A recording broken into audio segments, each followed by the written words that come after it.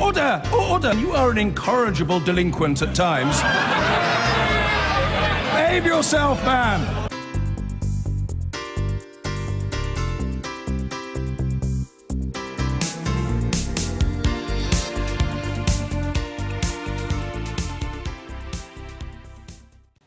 More than 86,000 NHS posts were vacant in England in the first 3 months of this year. The latest figures show the number of vacancies climbed by almost 8,000 compared with the same period last year. Nursing and midwifery jobs are worst affected. The Royal College of Nursing says too few nurses means patient care is suffering. The Department of Health insists it is investing in frontline staff. Our health correspondent Dominic Hughes reports. Afternoon, Barry. Afternoon. Looking after people when they're at their most vulnerable, providing compassionate and professional care, nurses here were very good, is both the main challenge and the biggest reward for nurse Michelle Turner at the Royal Blackburn Teaching Hospital. It's a tough job, one that carries with it enormous responsibilities.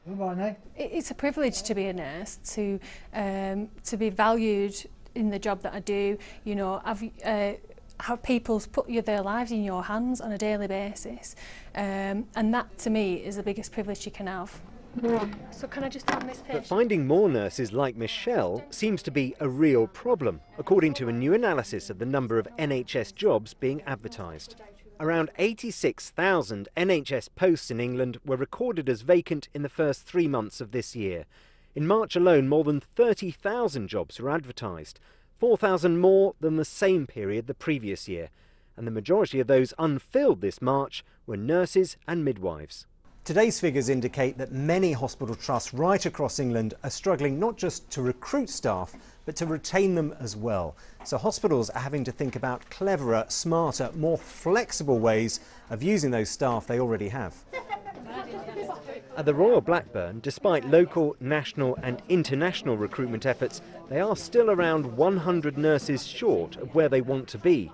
So managers have had to come up with ways to deal with the pressure of staff shortages. We cope with that on a daily basis. We're flexible, we're supportive, and we move our staff across the organisation to those areas that most require them. But we maintain safety, that's our #1 priority. The data for England reflects similar problems right across the UK, but experts warn recruitment is a long-term issue with no simple solution. It's difficult because of the time it takes to train doctors and nurses. It's hard to predict how many you'll need in 5 or 10 years' time or how policy will change. We've mitigated that risk in the past by getting staff from overseas, particularly from the European Union. That's becoming harder with Brexit. We've also got issues around morale and retention. The Department of Health in England says staffing is a priority and that more money is being invested in frontline positions. And when it comes to assessing the level of staff shortages, collating job adverts has limitations. But these figures do highlight the ongoing problems the NHS faces with the recruitment and retention of clinical staff. Dominic Hughes, BBC News, Blackburn. Now, we have reported often on the NHS this year, and the government tends to the view that we and other media organisations concentrate too much on the problems and not enough on the amazing work it does every day. Well, perhaps so, and certainly when it comes to today's news, it is a very big organisation and there are always job vacancies.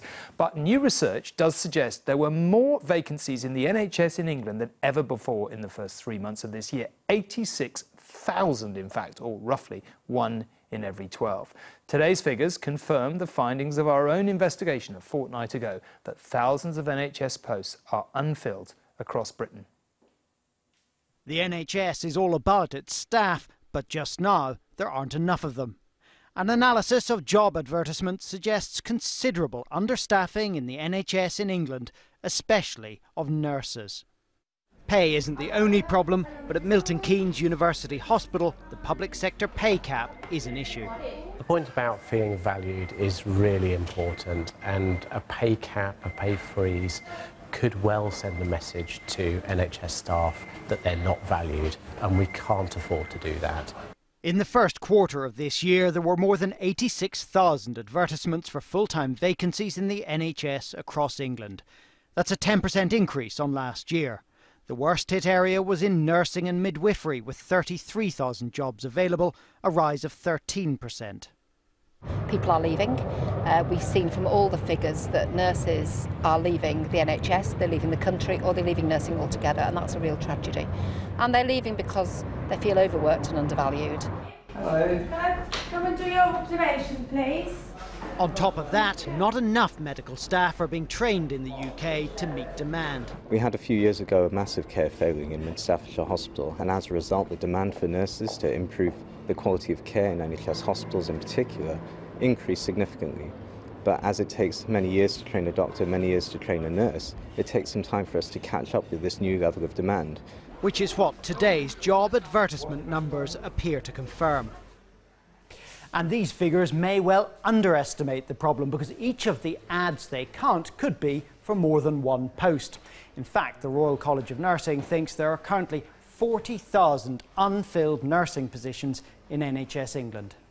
Earlier this month, a News at 10 investigation found there were similar problems in Scotland, Wales and Northern Ireland, and the usual stopgap, recruitment from abroad, is faltering. There are barriers to people joining, things like the levels of language testing that are now required in order for people to become nurses, things like Brexit, which is discouraging nurses from European countries to join the NHS workforce. The Department of Health says it has launched a programme to boost staff retention, and in fact the NHS employs more people than it did a year ago. But demand is increasing and recruitment is simply failing to keep up with the numbers needed. Carl Dinnan, News at 10, Milton Keynes. I've been getting